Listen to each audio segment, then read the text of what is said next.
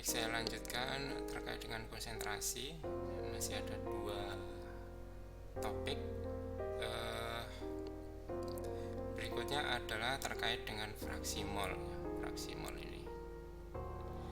Nah, untuk menghubungkan sifat-sifat fisik tertentu dari larutan seperti tekanan uap dengan konsentrasi larutan, diperlukan unit konsentrasi di mana semua komponen larutan ditetapkan dalam dasar mol. Hal ini dapat dilakukan dengan fraksi mol. Nah, berarti konsepnya adalah fraksi mol itu adalah ini adalah mol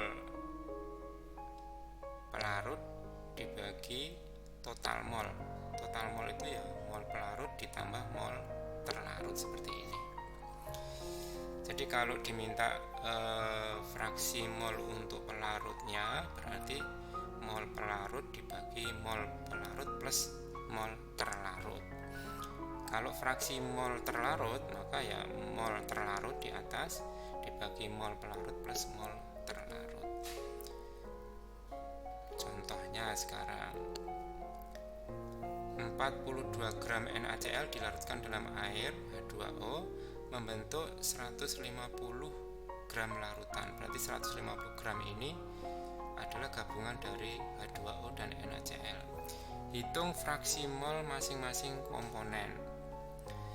Nah, untuk mol relatif dari NaCl ini 58,5 dan H2O itu 18. Tentunya kalian sudah ingat atau tahu caranya mencari mol relatif dari suatu senyawa. Nah, yang kemarin yang kita hitung itu adalah NaCl. Sekarang kalau H2O ya, H2 hidrogen itu beratnya adalah 1 gram. Kalau H2 berarti 2 gram. O itu 16. Nah, berarti H2O itu 18. Nah, ini. Oke, sekarang kita hitung fraksinya.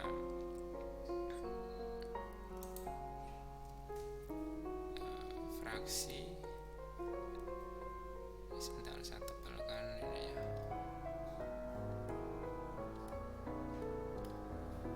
Fraksi mol X. Jadi misalnya untuk fraksi mol terlarut. Nah, terlarut di sini adalah NaCl. Berarti kita harus tahu ini berapa mol kan gitu.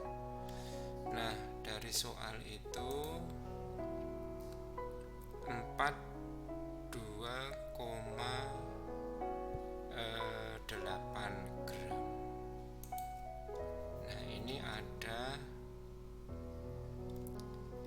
42,8 gram.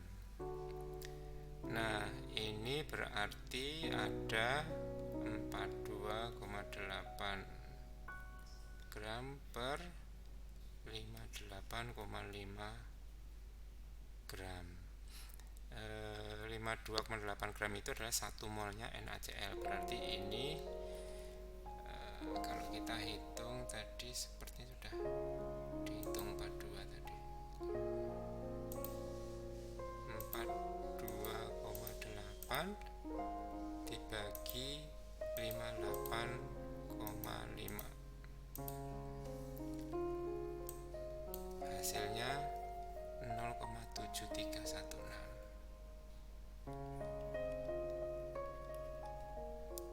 mol. Nah, berarti ini hasilnya adalah 0,7316 mol untuk NaCl-nya. Sekarang untuk mol, saya tulis di mana ya? Tulis aja. Untuk mol pelarut. Mol pelarutnya itu adalah H2O.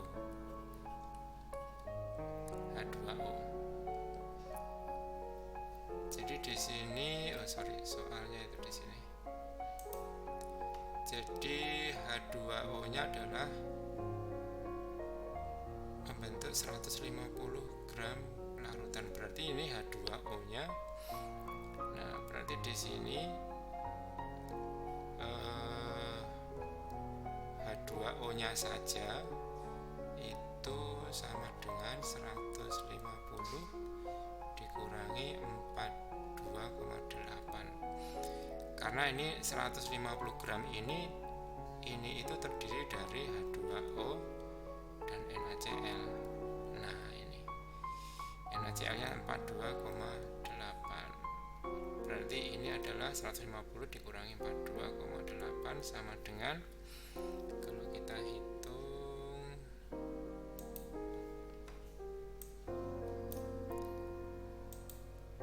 150 dikurangi 42,8, 107,2. Nah, ini H2O-nya. Berarti di sini H2O-nya itu ini beratnya adalah tadi berapa? 107,2. Ini 107,2 gram. Nah, 1 mol H2O itu 18. Jadi mR H2O sama dengan 18 gram. Atau 1 molnya H2O itu 18 gram. Berarti kalau 107 berarti adalah, ya berarti ini berapa mol, berarti ya sebenarnya 1 mol H2O itu sama dengan 18 gram. Nah, saya tulis ini biar lengkap. Berarti kalau 172 itu berarti 107,2 ini dibagi 18. Nah, ini sekian. Kita hitung. Dibagi 18. 5,96 mol. Nah, 5,96 benar ya. Nah, berarti kalau kita mau menghitung fraksi molnya, yang H2O-nya itu berarti untuk fraksi mol sekarang. Fraksi mol terlarut dalam kurung NaCl itu sama dengan mol terlarutnya adalah 0,7316 dibagi 0,7316 ini adalah mol terlarutnya ditambah mol pelarut. Mol pelarutnya yang 56 ini, 59 ini, 5,96. Nah, fraksinya ini berarti ini kalau kita hitung ini ditambah 0,7316 berarti ini sama dengan 0,7316 dibagi 6687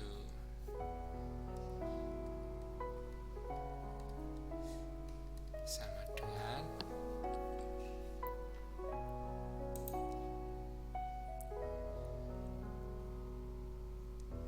mari saya clearkan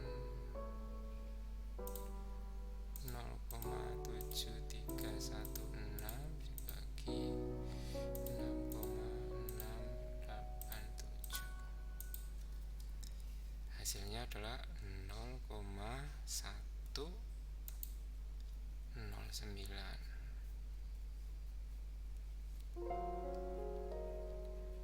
Nah, ini adalah fraksi mol untuk terlarutnya. Sekarang untuk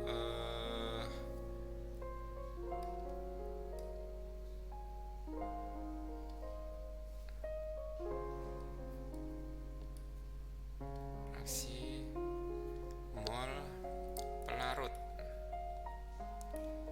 atau H2O nya. Berarti H2O nya itulah 5,96 dibagi, masih tetap ini bawahnya sama,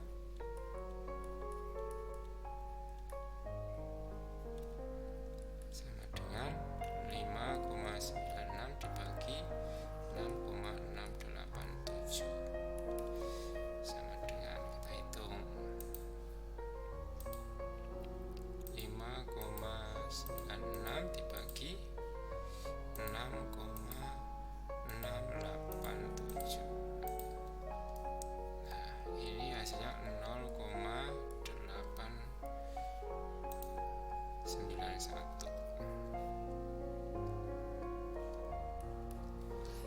Nah, kalau hitungannya benar, maka fraksi mol terlarut ditambah fraksi mol pelarut ini harusnya sama dengan 1. Berarti harusnya kalau kalian mau ngecek itu ini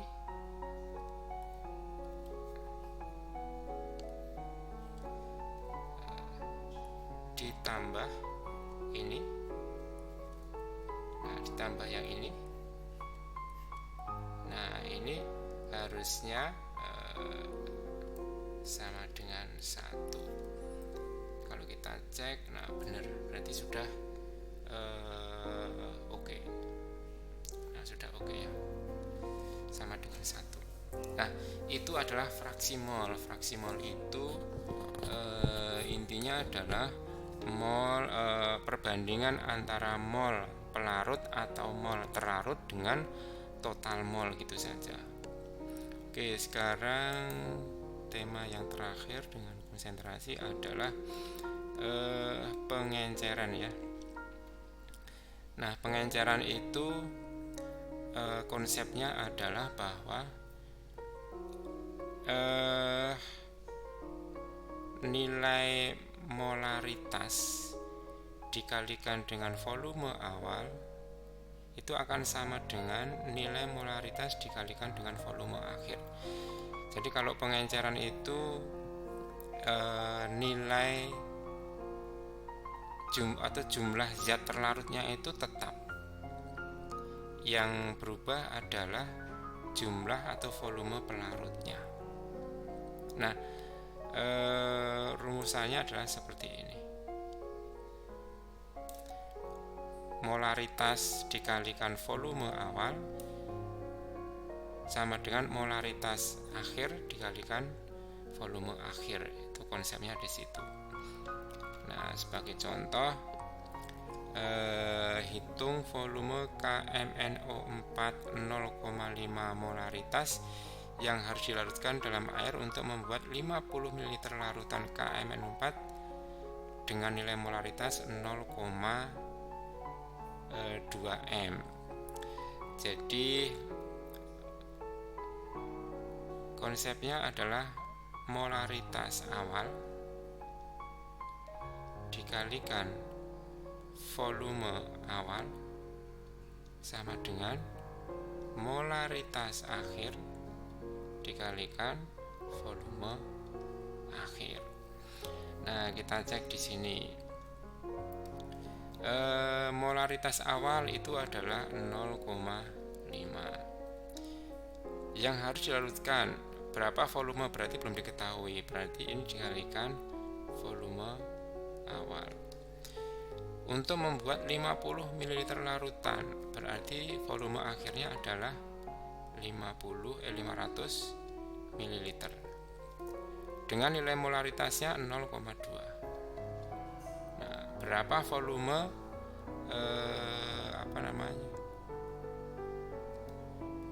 volume akhirnya, volume awalnya berapa? Ini pertanyaannya adalah volume KMNO4 yang harus dilakukan dalam air. Ini volume awalnya ya, volume awalnya berarti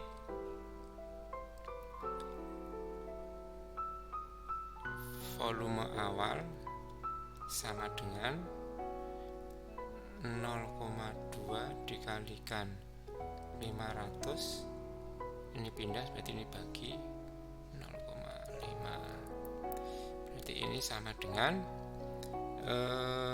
ini kalau mau kita coret ya, kalau mau kita coret ini sama-sama 1/10, berarti ini bisa kita coret. Ini sorry, pakai warna beda biar kelihatan. Ini bisa kita coret, masih 2/5. 5-nya bisa kita coret, ini 1, ini 1, berarti 2 kali 100 berarti 200 mililiter. Nah, ini adalah 200 ml larutan yang ini plus air. Nah, ini adalah KMNO4 0,5 M yang sudah ada dalam air. Nah, itu volumenya ini sekian ini. Kalau diminta berapa ini? Ini pertanyaannya berapa volume KMNO4 0,m yang harus dilarutkan di dalam air untuk membuat 500 ml larutan KMNO4.